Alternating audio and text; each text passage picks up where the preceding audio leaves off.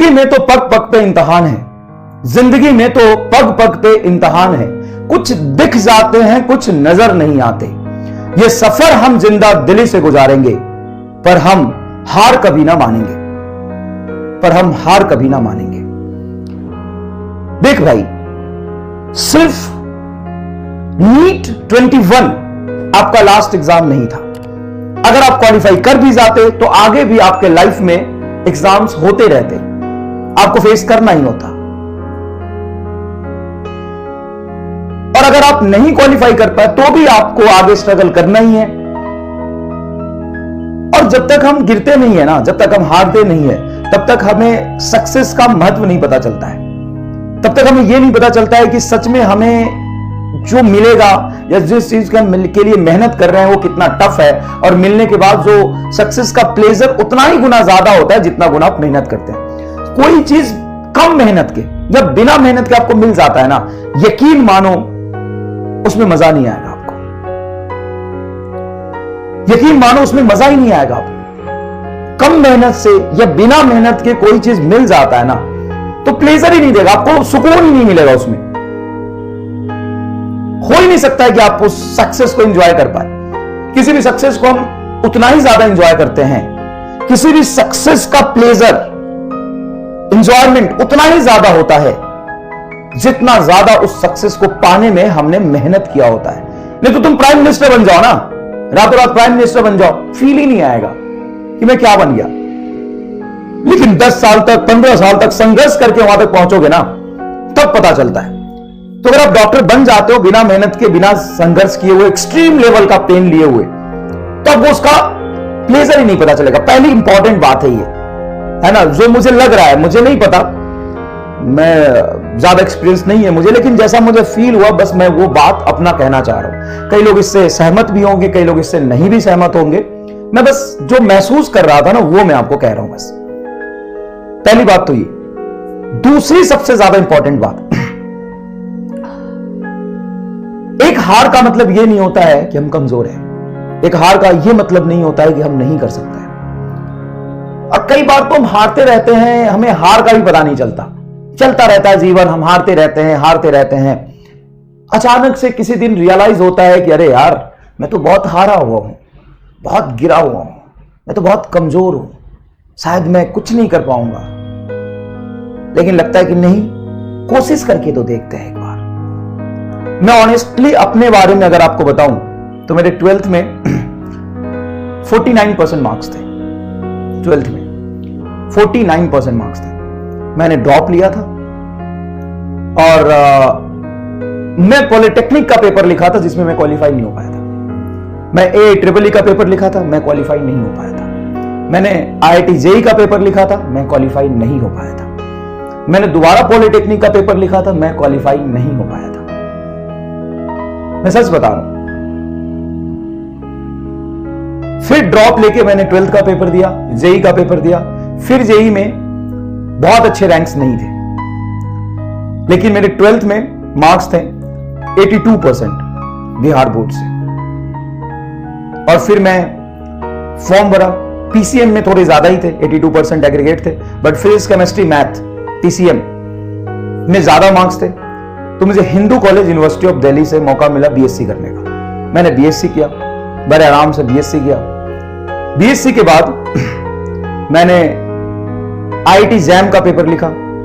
Gate का paper नहीं, gate का पेपर बाद में होता है, IIT JAM होता है, उसमें मेरा रैंक था 137, AIR 137। फिर मैंने दिल्ली यूनिवर्सिटी का एंट्रेंस लिखा, MSc का एंट्रेंस होता है, उसमें मेरा AIR था 4। दिल्ली यूनिवर्सिटी के एंट्रेंस में पूरे इंडिया के BSc किए हुए बच्चे पेपर लिखते हैं, AIR था 4। फिर मैंने CSIR JRF का पेपर लिखा जिसमें मेरा ऑल इंडिया रैंक था 132, है ना, रिसर्च फेलोशिप मिलता है। तो मैं बस ये नहीं बता रहा, मैं आपको पहले ये भी बताया कि मैं कितनी बार फेल हुआ हूं। मैं पॉलिटेक्निक का पेपर क्वालिफाई नहीं कर पाया 2 बार, मैं JEE नहीं क्वालिफाई कर पाया। लेकिन फिर मुझे एक दिन एहसास हुआ कि नहीं यार, लाइफ ऐसे तो नहीं चलेगी।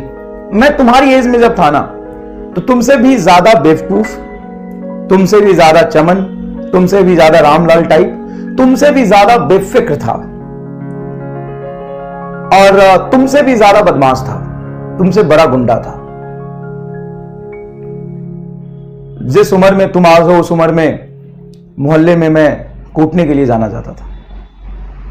कोई लड़ाई होती थी, शुरुआत कोई भी करता लेकिन खत्म मैं ही करता था।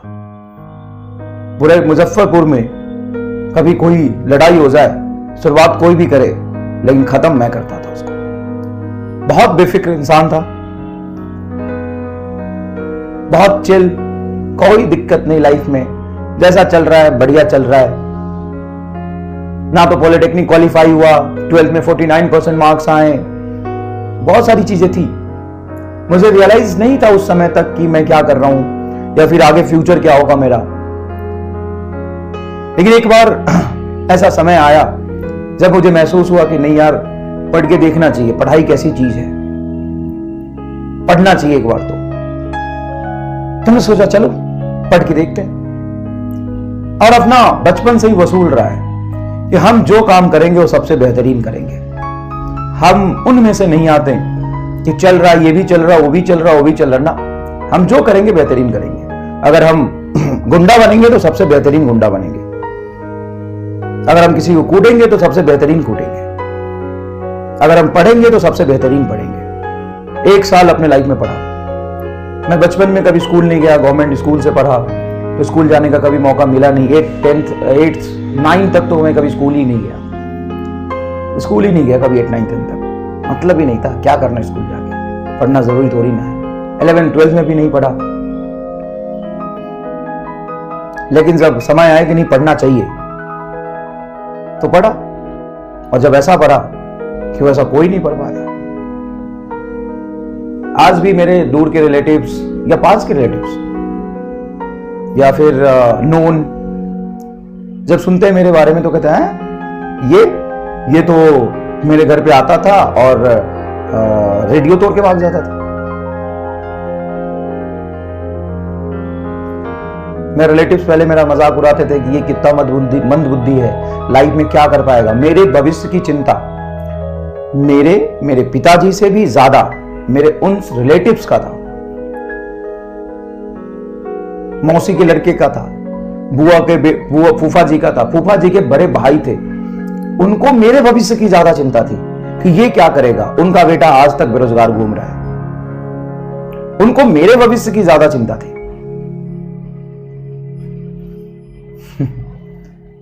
तो होता है बेटा, कई बार हमें एहसास नहीं होता कि हम कहां जा रहे हैं, और एक बार एहसास करने की जरूरत होती है, और जब करो तो बेहतरीन करो। तो मैं बस तुमसे एक ही बात करना चाहता हूं कि देखो, अनसक्सेसफुल सब होते हैं, ऐसा नहीं है कि कोई पैदा ही डॉक्टर लिया था। मेहनत करना पड़ता है, मेहनत करना पड़ता है, और जब बेहतरीन मेहनत करते हैं तभी आप बेहतरीन रिजल्ट पाते हैं। दूसरी बात, कई बार हम बेफिक्री में जीते हैं, लेकिन सही समय पे अगर हमें रियलाइज ना हो, अगर 1 2 3 साल बाद मुझे रियलाइज होता तो शायद मैं आपके सामने यहां पे खड़ा नहीं हो पाता।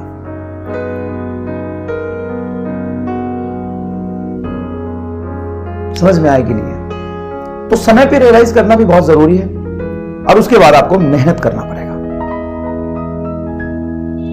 समझ में आए कि नहीं है? चलिए, तो देखो, जिंदगी में बहुत से इम्तिहान आते रहेंगे, ये आखिरी नहीं है। हर समय पे आपको ऐसा लगेगा कि मुझे इसको टैकल करना है। कई बार डिसीजन मेकिंग इम्तिहान होंगे आपके, कई इम्तिहान होते रहते हैं। और आगे जब यूजी कर लोगे तो पीजी का होगा, पीजी कर लोगे तो कहीं अच्छे जॉब का होगा। तो ये सब चलता रहता है लाइफ में, और लाइफ में किसी का लाइफ परफेक्ट नहीं है। आपको हर समय स्ट्रगल करना है, और इसी का नाम लाइफ है। ठीक है? तो मस्त रहो, बट ये रियलाइज करो और आज ही डिसाइड कर लो कि क्या करना है। अगर पढ़ना है तो ऐसे पढ़ो जैसे कोई नहीं पढ़ पा रहा हो, और नहीं तो छोड़ दो, नहीं तो छोड़ दो, करो ही मत, और नहीं तो बेहतरीन करो। चलो।